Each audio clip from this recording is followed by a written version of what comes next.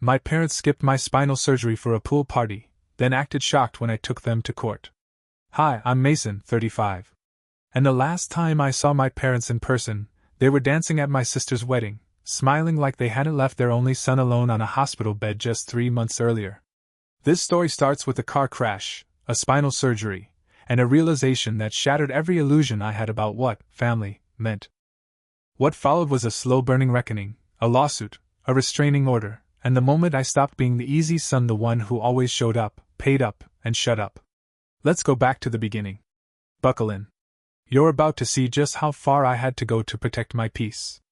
8 months ago, I got T-boned by a pickup truck doing 50 in a 25. Driver ran a red light. I don't remember the impact. I remember the smell of antifreeze, the sound of metal folding in, and some poor guy yelling for someone to call 911. I came out of the wreck with 3 herniated discs and nerve damage that made my left leg go dead half the time. I'm an architect. I sit for a living. And now, I couldn't sit, stand, or sleep without lightning bolts shooting through my spine. Doctors said spinal fusion. Urgently. Otherwise, the damage could be permanent. Surgery got booked for June 14th. I told my family in February, plenty of notice. My girlfriend, Nora, 29, a nurse, took time off work. Her brother, Nate, a lawyer, offered to help handle insurance forms. My family said the usual polite stuff. Oh no, we'll be there, you poor thing. But my sister? Brooke? She hijacked the dinner conversation that same night to talk about her bachelorette weekend. Scottsdale. June 13th to 16th. Right over my surgery. I said, hey, that's the same weekend.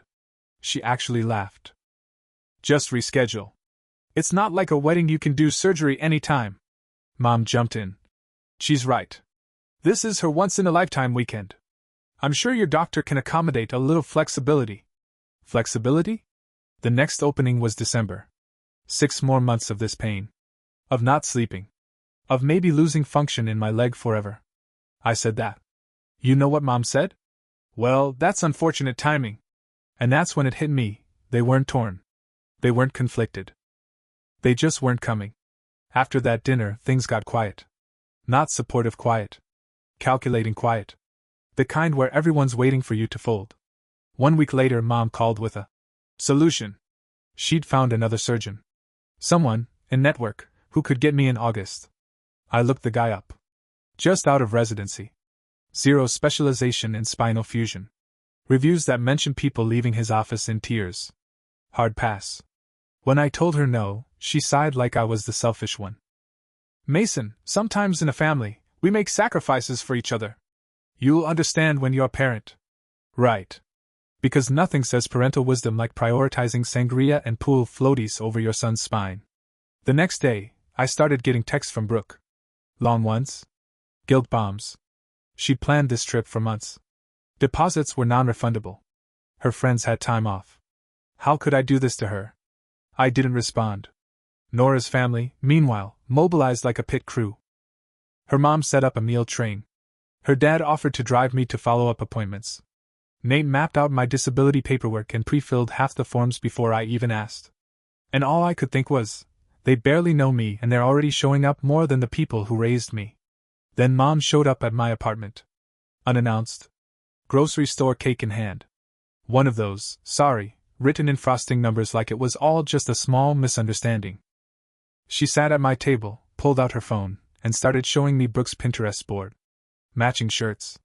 A poolside photographer. Monogrammed gift bags. I just stared. You're really not going to reschedule? She asked, like this was an inconvenience, not surgery. I said, are you going to be there when they cut my back open? She went quiet. Pressed her lips together like she tasted something sour. I have to think about it, she said. Brooke needs support too. I looked her dead in the eye and said, then let's talk about the $19,000 you still owe me from Dad's layoff 3 years ago. That got her attention. Her face drained like I'd flipped a switch. What does that have to do with anything? You borrowed 19 grand. I said. Said you'd pay it back when things got better? You bought a new SUV last year. You're flying to Arizona for 4 days. Seems like things got better. Mason. She snapped. That was family helping family. Are you really going to throw that in my face during a difficult time? A difficult time. My spine was literally disintegrating, and she was calling this a difficult time for her. I didn't raise my voice. Didn't stand. I just said, if you can't show up for surgery, you can show up financially. I want a payment plan. In writing, $500 a month, starting July. She stood. That's not who I raised. Exactly. I said. You raised someone who always swallowed the disappointment. You didn't raise someone who stands up for himself. That's on me. I'm correcting it now. That night, the text came in hot. Brooke calling me manipulative. Mom unloading paragraphs about betrayal. Dad, as usual, sent one line, let's not make this about money. Too late. Nora, meanwhile, was in full nurse mode. She had meal prep charts, med timers, a spreadsheet for my pain scale. When Mom called her directly, hoping to go around me, Nora answered on speaker. Hi, Mrs. Callahan. Nora, sweetheart. Maybe you could talk to Mason about being more flexible. This surgery, surely it could wait. Nora didn't miss a beat. His spinal cord's getting pinched. He's losing feeling in one leg. No, it can't wait. And if you're not there on June 14th, don't expect to be at our wedding. Click. I'd never been more in love with that woman. 2 days later, I sent a family group text. Surgery is June 14th. St. Joseph's. 7 a.m. You're welcome to be there. But I'm done chasing. Brooke didn't reply. Dad said, I'll try. Mom sent 3 paragraphs about hurting the family. Nora's parents RSVP'd in 10 minutes flat. June 14th. Surgery day. I woke up at 4:30 a.m. Nora already had coffee brewing and my hospital bag packed. Her brother Nate pulled into the driveway at 5 o'clock on the dot, ready to drive us. I hadn't slept much between the nerve pain and the dread. My body felt like it was buzzing with static. St. Joseph's waiting room smelled like disinfectant and worry. Nora's parents arrived at 6 o'clock with breakfast sandwiches and folding puzzles. Nate brought noise-canceling headphones in case I needed quiet. Aunt Denise, my mom's sister, and the only one in the family with common sense, showed up at 6:30 with a blanket and a thermos of tea. She hugged me like someone was taking me to war. Anyone else coming? She asked gently. I shook my head. Just the ones who matter.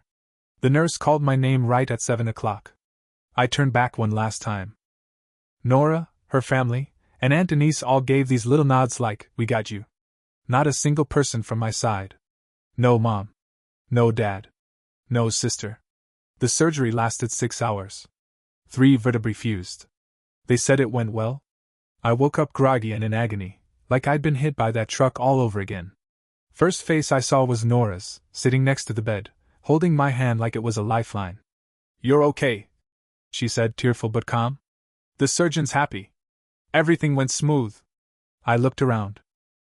Anyone else show? She just shook her head. I closed my eyes and said, figures. The next 3 days were a blur of pain meds, physical therapy, and nurses asking me if I could feel my toes. Nora stayed every night in the world's worst reclining chair. Her mom brushed my hair. Her dad grilled the surgeon about post-op plans. Nate managed all the paperwork like it was his full-time job. Aunt Denise brought tacos and crossword puzzles. My phone buzzed with texts but none from my immediate family. The only notification from Brooke was an Instagram story, poolside in Scottsdale, holding a mimosa with her bridesmaids. Captioned, family always comes first. Nora took my phone, turned it face down, and said, you need rest, not rage. She was right. But I'd never been angrier in my life. Recovery at home started brutal. Nora had turned our living room into a rehab suite. Ice packs on rotation. A bell I refused to ring. Pain meds every 4 hours. She tracked everything. Her dad even built a handrail in our hallway. Nora took 2 full weeks off from the hospital to care for me like it was her job. My parents? Ghosts. Brooke? Posting wedding updates like nothing happened. Savannah green napkins. Blush dresses. One post actually said, so blessed. Family is everything. Yeah. Everything but a spinal fusion. Then, 5 days into recovery, Mom finally called. Not to ask how I was doing. Not to apologize. Just this. I hope you understand why we couldn't be there. Brooke needed our support. I didn't even bother pretending to be polite. She needed support drinking in a hot tub? You're being cruel, she said. This was her bachelorette weekend. Cool. Then I need you to write a check, $500. First installment of that $19,000. Silence. You're really doing this? Over money? No. Over abandonment. The money is just something I can document. She started crying. Your sister is my child too. And I'm your son with 3 titanium rods in his spine, alone in a hospital bed. You made your choice. Now live with it. Click. That night Nate sat down on the couch next to me and said, Still want that formal demand letter? I can file tomorrow. I looked at Nora. She nodded like, do it. I looked back at Nate. Make it official. He drafted a letter that week. Elegant, firm. Laid out the full loan timeline, referenced multiple texts where they acknowledged repayment, and proposed a payment plan, $500 per month, 38 months, plus interest and court costs. We mailed it certified. Response? Mom, this is blackmail. Dad, this is unnecessary. Brooke, this proves you never cared about us. Not a single, we're sorry. The only thing they proved was I'd stopped being their personal doormat. The letter got ignored. For 2 months, nothing. Then a trickle. $200 one month. Nothing the next. $150 after that, like they were tossing coins in a fountain and hoping it counted as effort. Nate kept the documentation meticulous. Every skipped payment, every vague excuse, every snide text from Brooke. Finally I said, file it. Civil court. Small claims wasn't an option, too much money. Nate filed the lawsuit, and suddenly my parents found their phone plans again. Dad called 3 times in one day. We're family. You can't do this. I told him. You could have come to the hospital. You chose a pool party. This is the receipt. He hung up. Brooke posted an Instagram story with a crying selfie and the caption, When your own brother turns on you. #Bloodshowed matter. Cool. The court date landed in November. I didn't invite anyone to come. Nora wanted to. Nate was required to. Mom and Dad showed up 15 minutes late, looking like they were attending a funeral they didn't want to be seen at. The judge reviewed the documents. Every payment missed. Every message. Every time they said they'd pay next month and didn't. Judge, do you dispute owing the $19,000? Dad, well, we thought it was a gift. Judge, you accepted it as a loan. In writing. Multiple times. Mom tried to pivot. We've sent some payments. Nate handed over the records. Judge, $750 in 3 years. On a $19,000 loan. That's not repayment. That's avoidance. She looked at them like they were toddlers who'd broken a lamp and tried to blame the dog. Final ruling. Full amount owed. Plus court costs. Plus interest. Payment plan, $600 a month for 36 months. Miss more than 2 payments? Wages garnished. Outside the courtroom, Mom tried to talk to me. Masson, we're devastated. I walked past her. Nate handed her a printed copy of the judgment and said, Payment starts December 1st. No delays. We got in the car. Nora turned to me and said, How do you feel? Like I just carried a family name into a courtroom and came out the only adult.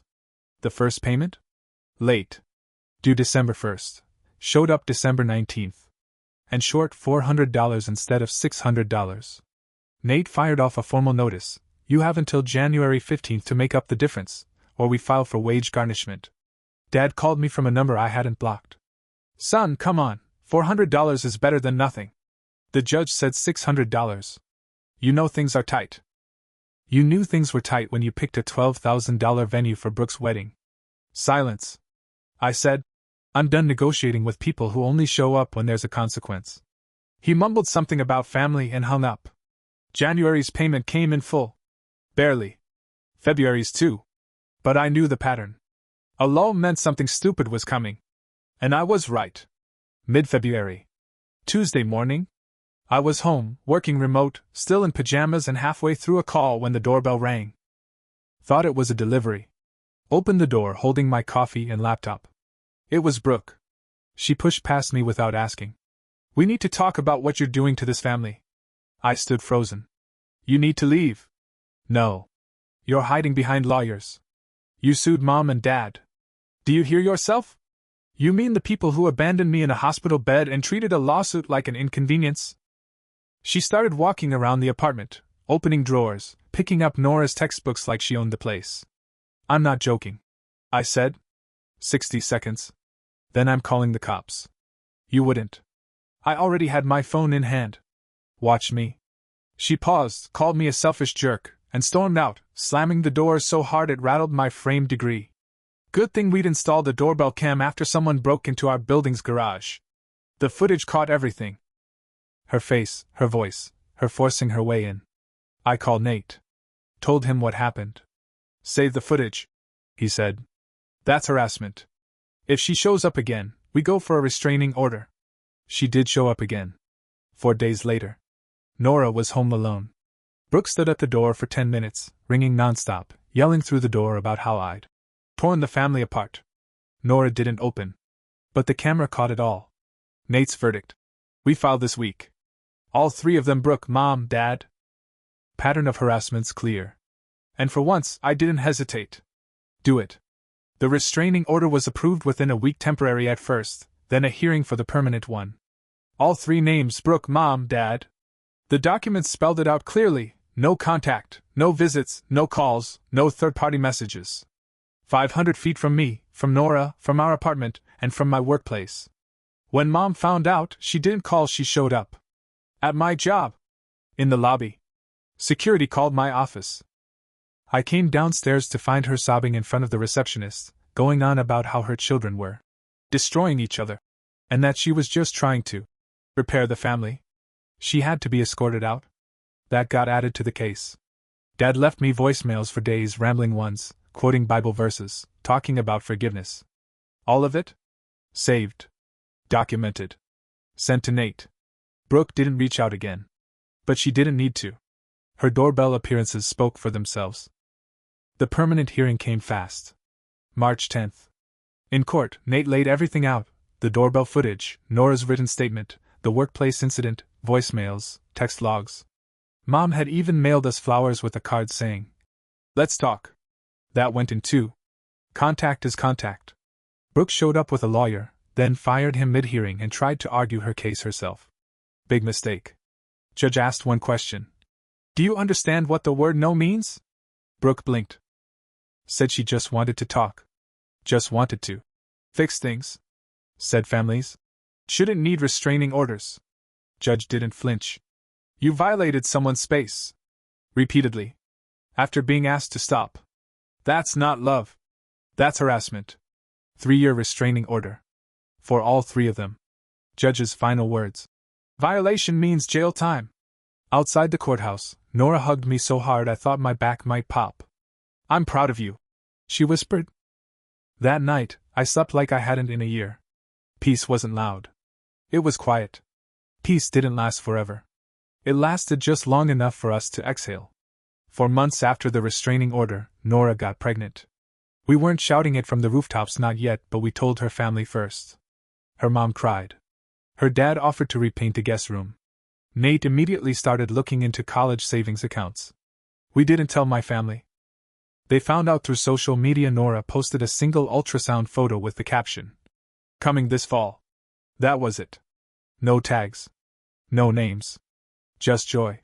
The first call came from a blocked number. I let it ring. Then the voicemail came through, Mom, choking back tears. Mason, please, we just want to be part of this. You're going to be a father. Don't keep us out. You'll regret it. I sent it straight to Nate. Documented. Then the real bomb dropped. Brooke genius that she has showed up at Nora's hospital. Not even when she was working. She walked into the maternity ward on a random day, demanding to see Nora. Caused a scene. Yelled. Claimed she was the baby's aunt and had a right to be there. Security had to detain her. When they ran her name against hospital records and saw the restraining order, they called the cops. Brooke was arrested. Spending a night in jail for harassing a pregnant woman? Not the redemption arc she was hoping for. Mom bailed her out and posted on Facebook about how the justice system punishes love now. Said we were tearing the family apart with legal drama. Meanwhile, Nora and I were picking out crib colors. Nate filed for an extension on the restraining order. Judge reviewed the new police report and added 2 more years. 5 total. New clause: Any future violations would result in immediate criminal charges, not just civil contempt. Payments from Dad kept coming. On time. No excuses. Nate's theory? They've been lawyered up. Told to shut up and pay up. Harper, our daughter, was born in September. 6 pounds, perfect cry, and a full head of dark hair that looked exactly like mine. Nora's family filled the waiting room within the hour. Aunt Denise drove down the next morning with lasagna and 3 onesies that said, "Nurse in training." From my family? Nothing but a flower arrangement sent to the hospital with a card that just said, "We're waiting when you're ready." We left it at the nurse's station. The only people I wanted waiting were already holding our daughter. Harper was 3 months old the first time Brooke violated the restraining order again. We didn't even know about it until Nora got home from a shift and checked her phone. 10 missed calls. All from the hospital. She'd swapped schedules that day with another nurse, thank God. Because if she had been there, she'd have walked right into it. Brooke showed up again, marched straight to the maternity wing, started demanding to see her niece. Claimed she was family. Security flagged her the moment her name popped up. Our restraining order had already been uploaded to their system from the last incident. This time, they didn't just detain her.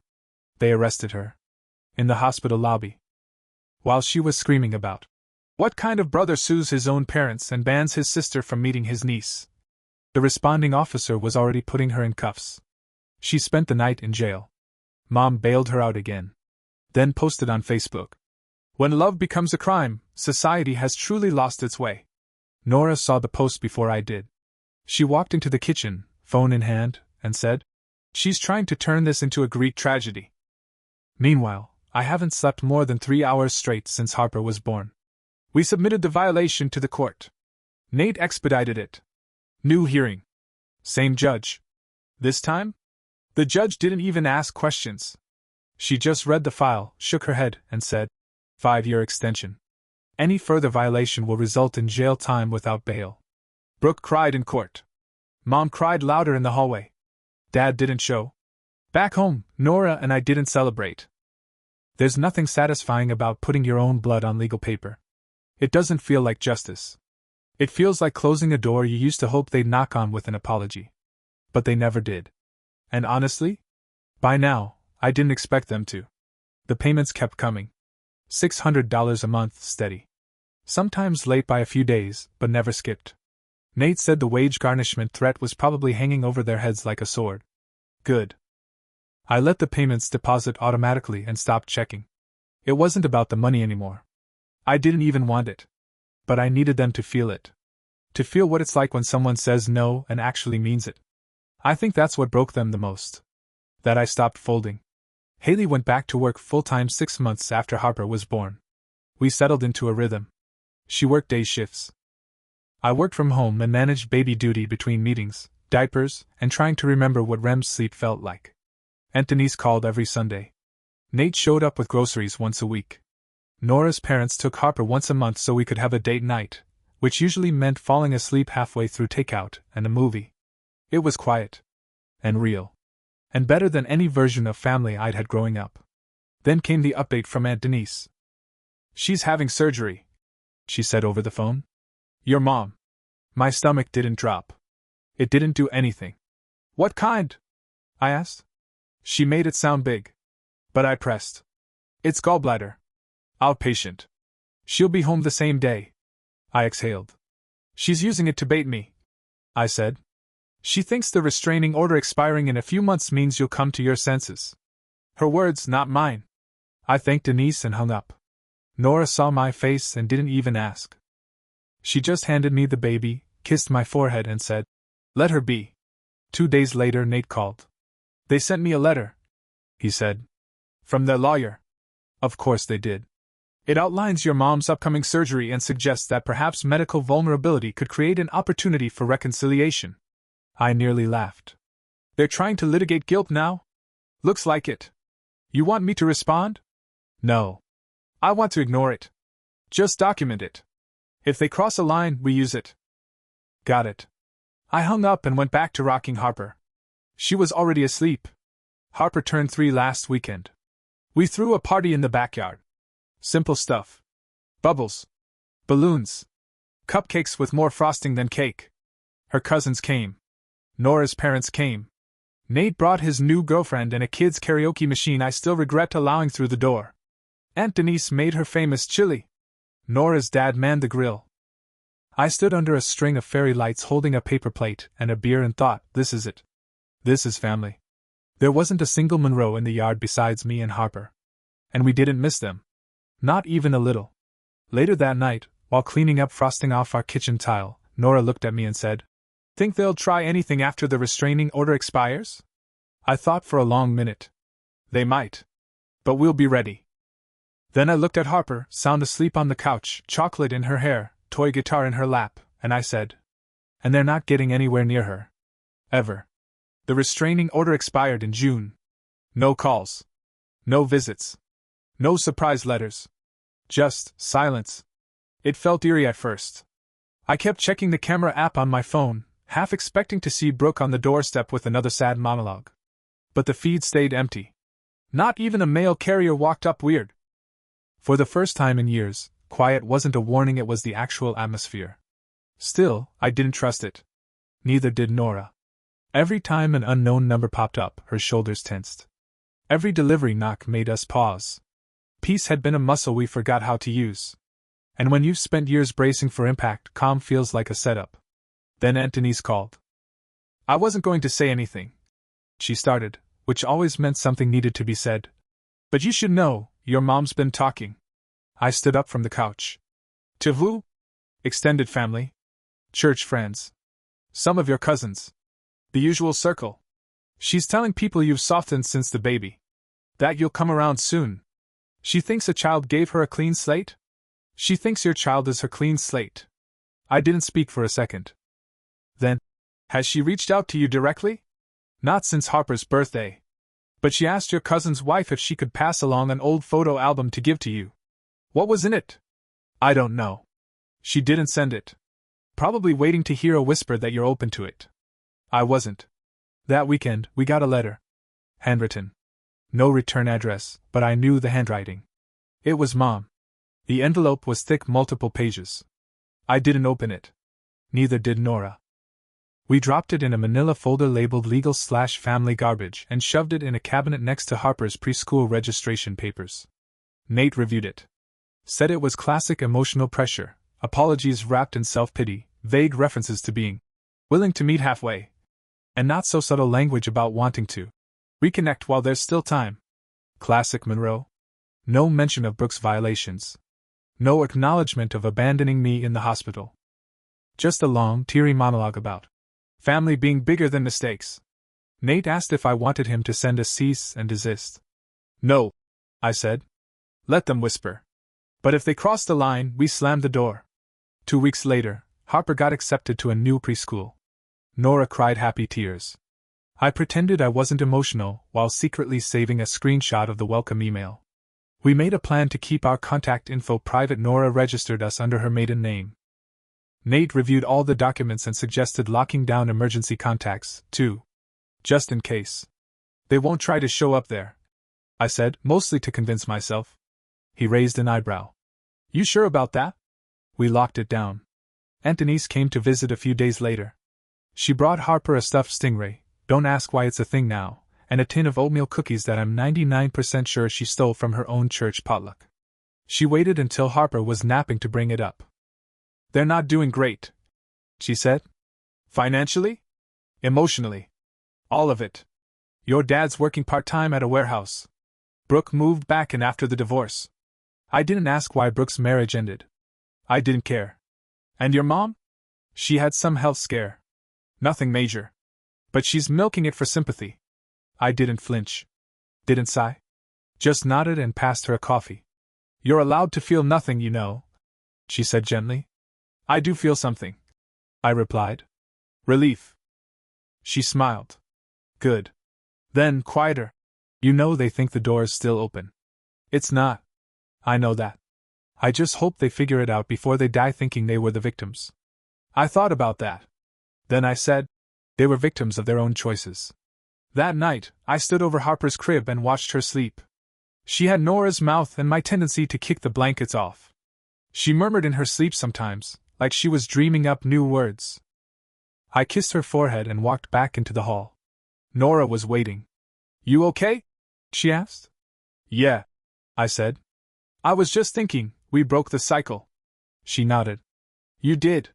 "No," I said. "We did." Fall rolled in like a sigh. Cooler mornings.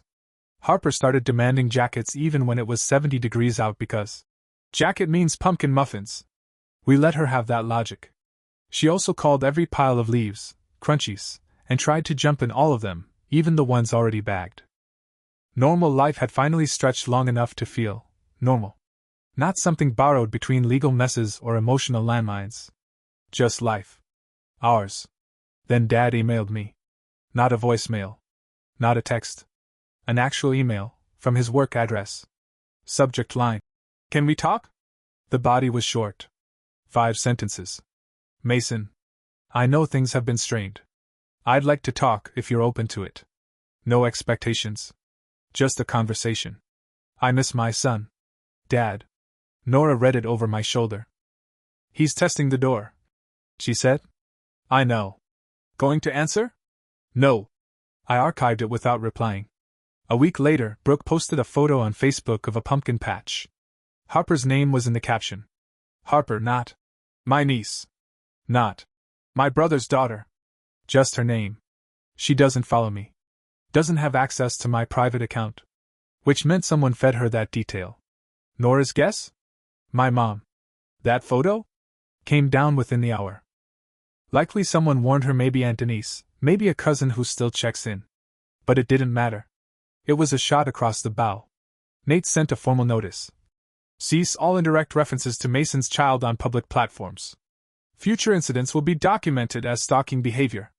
He CC'd everyone. No response. No new posts. Just radio silence again. And again, peace returned. But it felt thinner this time, like old glass. Like something could break if you set it down too hard. Harper turned 3.5 and started drawing stick figures with horrifying commitment. Every person was labeled. One day, she showed me a drawing, 4 people under a crooked sun. A tall one, a short one with a ponytail, one with glasses. "Who's that?" I asked, pointing to the shortest. She grinned. "That's me." "And the one with glasses?" "Nate." "You drew Nate in the family picture?" She looked confused. "Yeah. He's always here." I don't think anything's ever hit me harder than that. She didn't draw my parents. Because she didn't know them. And she wasn't missing anything. Winter came. We took Harper to see snow for the first time. She screamed with joy, made a snow angel that looked more like a crushed octopus, and declared herself Queen of Frost. Nora's parents brought cocoa. Nate brought a sled and fell off it trying to show the kids how it's done. Even though the kids weren't watching. Later that night, after Harper was in bed and the house smelled like damp mittens and cinnamon, Nora found me sitting in the laundry room. "You okay?" I nodded. "Yeah. Just remembering." "Something about today?" "No. Just how it used to feel, growing up. Waiting for moments like this. And now I have them. I just keep waiting for someone to try and take them away." She didn't say anything. Just sat beside me on the dryer and put her head on my shoulder. "They can't take it, Mason," she whispered. "You earned this." And finally, I believed her. Spring came early the following year.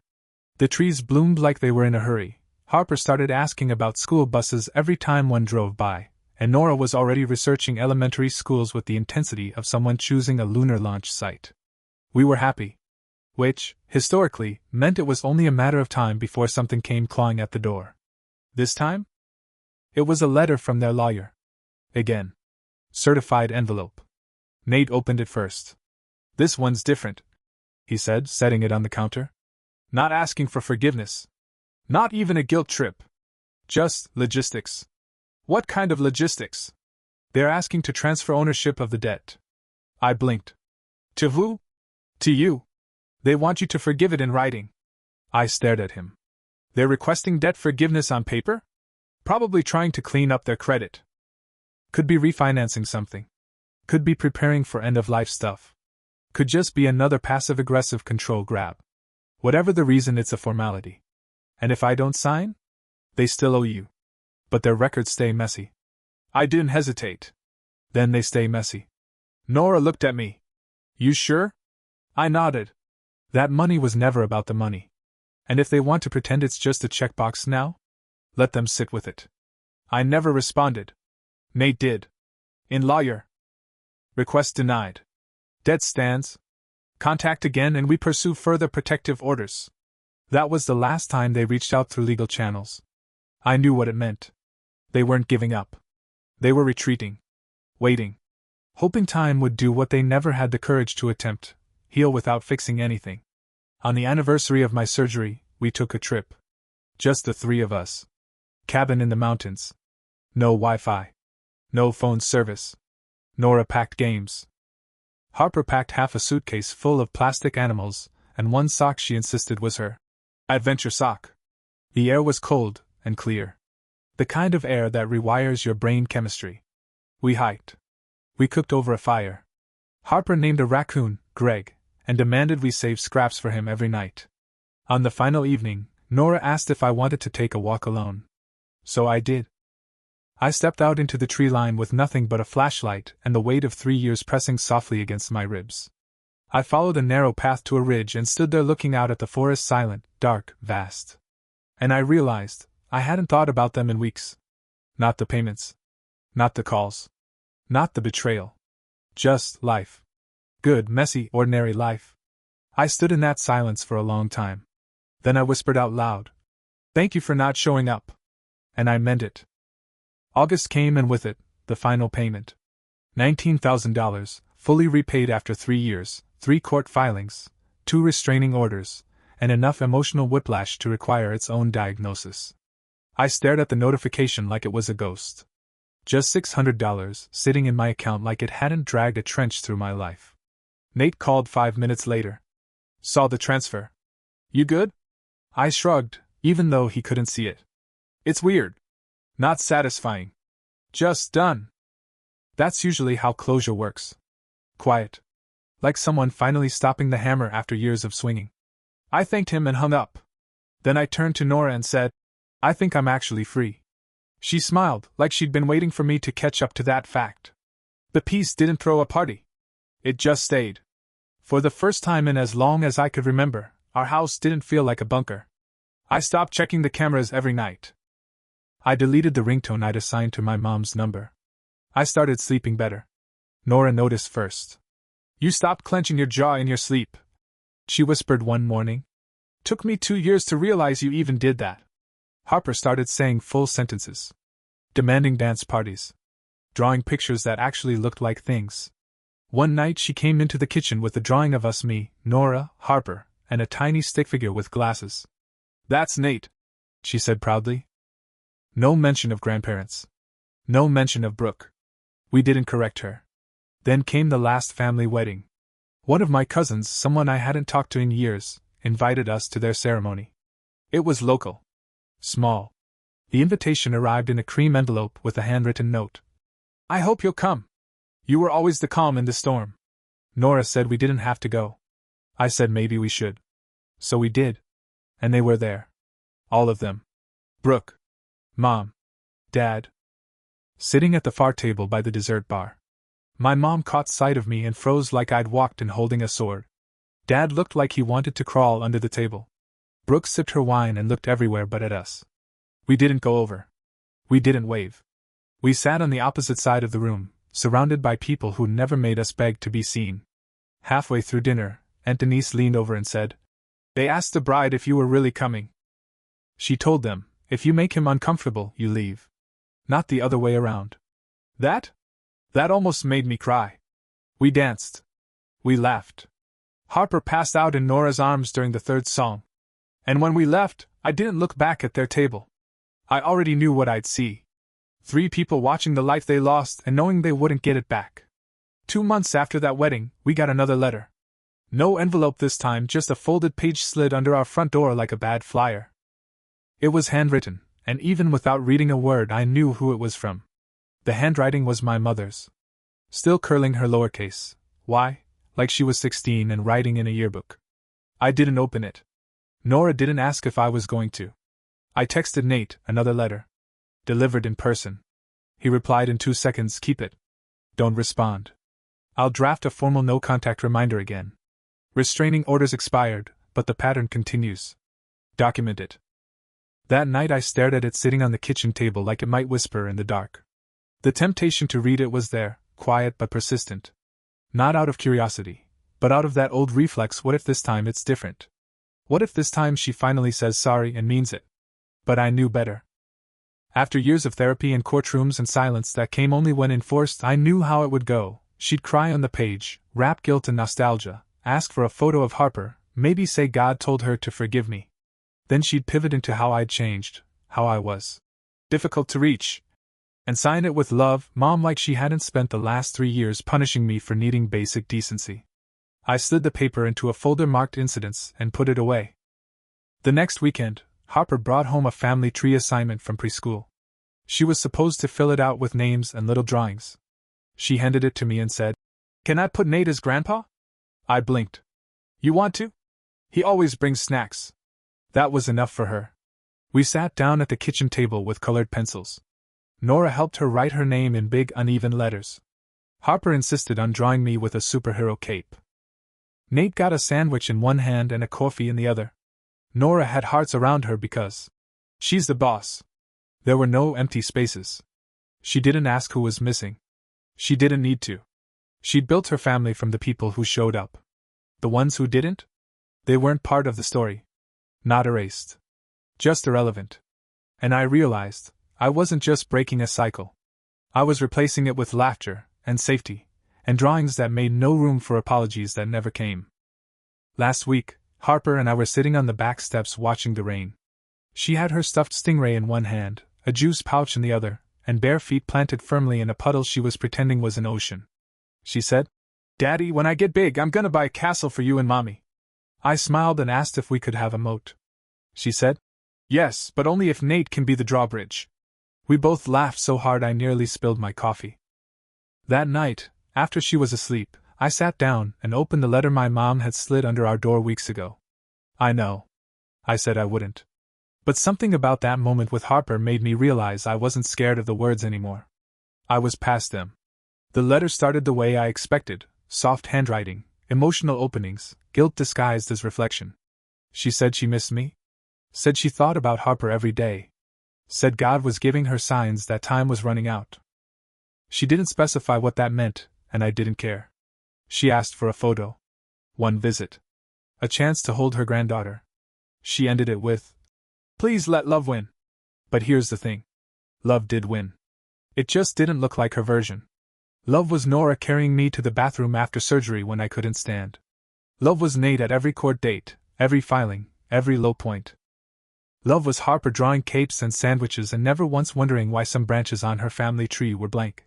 Love wasn't forgiveness without change. It wasn't letters slipped under doors. It wasn't sudden urgency after 3 years of silence. I put the letter back in the folder. I didn't respond.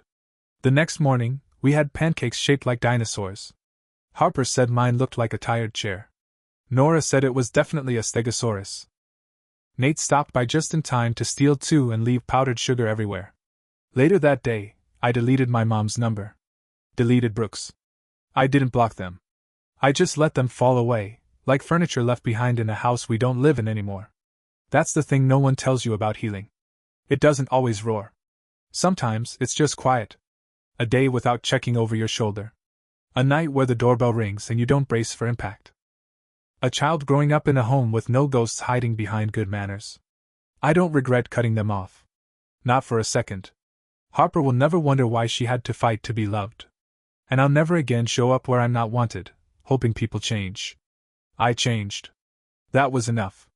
That was everything.